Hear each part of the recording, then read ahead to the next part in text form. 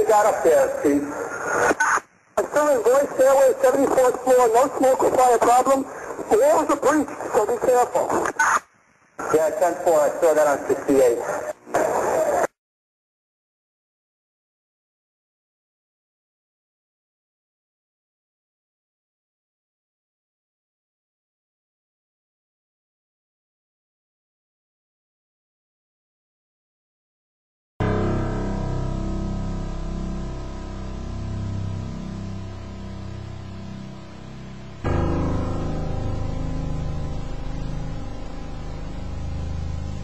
Now meet 57-year-old Jimmy Walter, who spent nearly $2 million on an advertising blitz to convince people here in New York and elsewhere that 9/11 was a self-inflicted wound. Jimmy, welcome. Why are you doing this?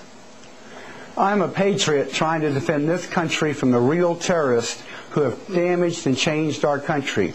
I am asking the same questions that the widows and orphans, parents and friends of the victims of 9/11 are asking and have not had answered by either the 9/11 Commission nor by any real investigation to the mass murders that 66% of New Yorkers want investigated. Okay, Jimmy, let me show a clip and then I'll ask you some questions. Good. Let's roll any of the clips you have.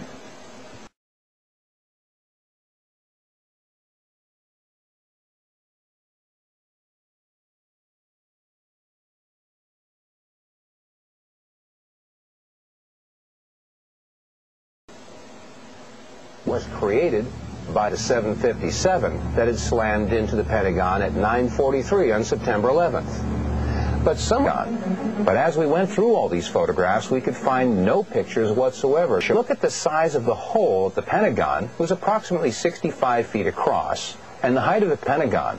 And yet, when you look at the left side of the Pentagon, you'll note that there is very little, if any, smoke damage. So, Jimmy, what are you alleging here? That the Pentagon was blown up by some explosive from a co-conspirator, or that the Trade Center were hit by a missile or something? I mean, what are you talking about? No, it's quite close. What happened if the Pentagon is some sort of high-tech drone aircraft?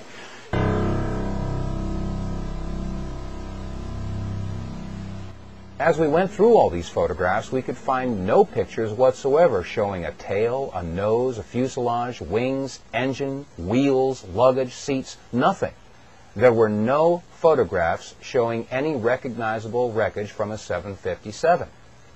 Furthermore, when you look at the size of the hole at the Pentagon, it was approximately 65 feet across, and the height of the Pentagon is approximately 73 feet. From wingtip to wingtip, a 757 is 124 feet 10 inches. From nose to tail, a 757 is 155 feet and 3 inches in length, and the height is 44 feet and 6 inches. However, when you look at the hole at the Pentagon, you'll find that it's only approximately 65 feet across. How does a plane of those dimensions fit into a hole only 65 feet across? Upon further inspection, we found that the damage at the Pentagon was completely and totally inconsistent with the damage of the planes that had hit the World Trade Center. I mean, after all, the planes that hit the Trade Center created a fire so intense that it fatigued the steel and collapsed the buildings, or so that's what we were told. And yet, when you look at the left side of the Pentagon, you'll note that there is very little, if any, smoke damage or heat damage at all. On the third floor, it's very plain to see a file cabinet with a computer monitor. Neither of them are damaged. On the second floor, you can see a wooden desk. It hasn't burned. And on the first floor, a very curious sight indeed, a wooden stool with a book that is laying and open. The pages aren't even singed.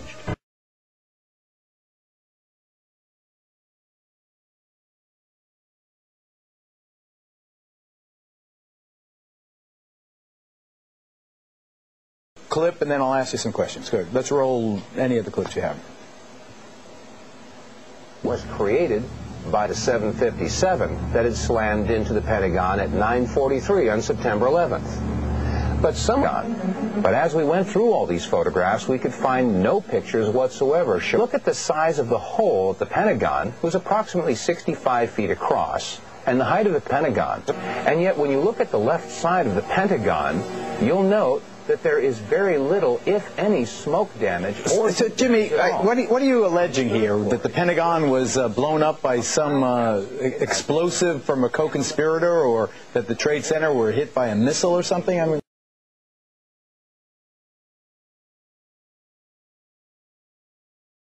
and it is treason. Now, to the left of that area where the facing has broken off, we can clearly see that the Pentagon has not yet collapsed. There are some flaming areas, and that area appears to be the only section where there is a hole approximately 14 to 16 feet. Question: how does a 757 fit into a 16-foot hole and leave no wreckage on the front of the building?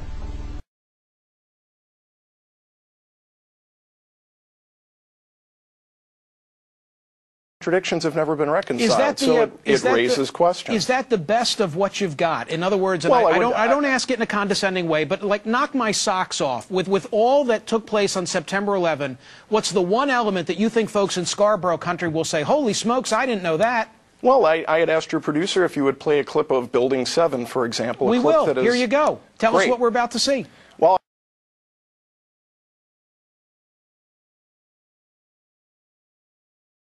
I can't see the clip, but what you're seeing is Building 7 was north of the World Trade Center site.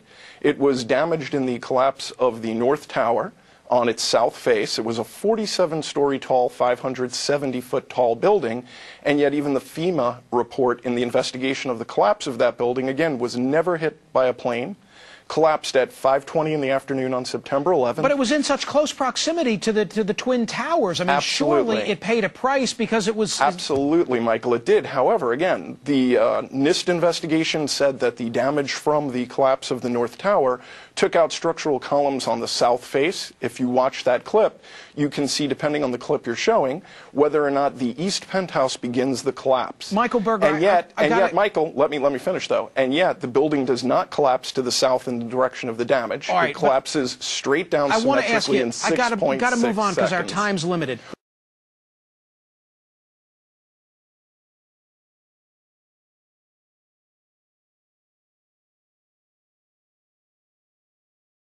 The Pentagon. Well, hold on now. I've spent a lot of time. You had asked me. I would like to address this one issue, though. And you did, but the Pentagon. There's a bit more to it. There is more to it. There's molten metal. The steel was removed. We didn't have time constraints. But having surveyed the internet today for a time period longer than I care to admit, the Pentagon seems to be a great focus from people who believe that we haven't gotten the full truth relative to September 11. You know what I'm talking about. The whole, the lack of wreckage from a fuselage on the lawn of the Pentagon, concern about the videotape. Here's what I keep coming back to.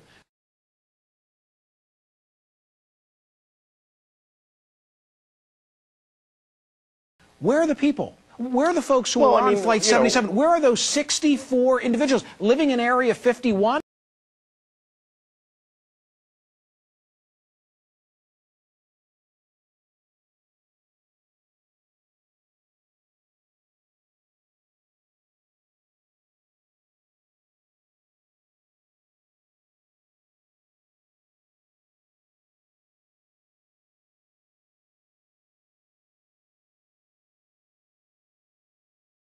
I mean, where are they? I would like to, for example, you raise a great question. I'd like to know where the fighter jets were from the Air National Guard unit at Andrews, 10 miles away, that an hour and 20 minutes after we knew we were under attack, the Pentagon could not be protected.